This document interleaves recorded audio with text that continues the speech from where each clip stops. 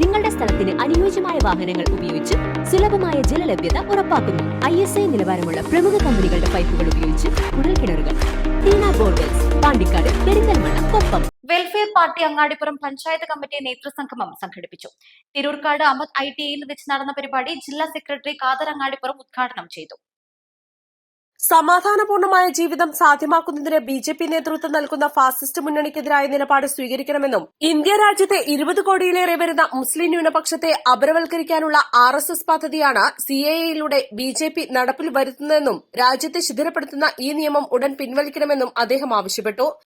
നടന്നുകൊണ്ടിരിക്കുന്ന ജാതി വിവേചനങ്ങൾ അതിന് മറ്റ് സമയങ്ങളെക്കാൾ ഏറ്റവും കൂടുതൽ നമ്മൾ അനുഭവിച്ചുകൊണ്ടിരിക്കുകയാണ്.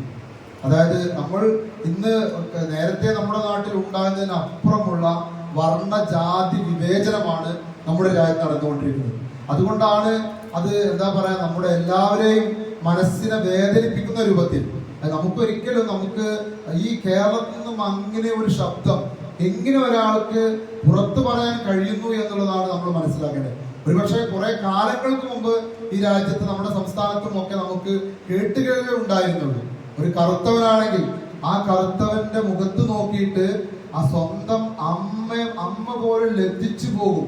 അതായത് നിനക്കൊരിക്കലും നീ കറുത്തവനായതിന്റെ പേരിൽ നിനക്ക് നാട്യേതര നാട്യങ്ങളും അതേപോലെ തന്നെ മറ്റു കലാരൂപങ്ങളും അവതരിപ്പിക്കാൻ നിനക്ക് ഒരു തരത്തിലുള്ള അവകാശമില്ല എന്നുള്ളത് ഒരാൾ പച്ചക്ക് നമ്മുടെ രാജ്യം. Welfare party Angadipuram panchayat president Saithali അധ്യക്ഷത വഹിച്ചു.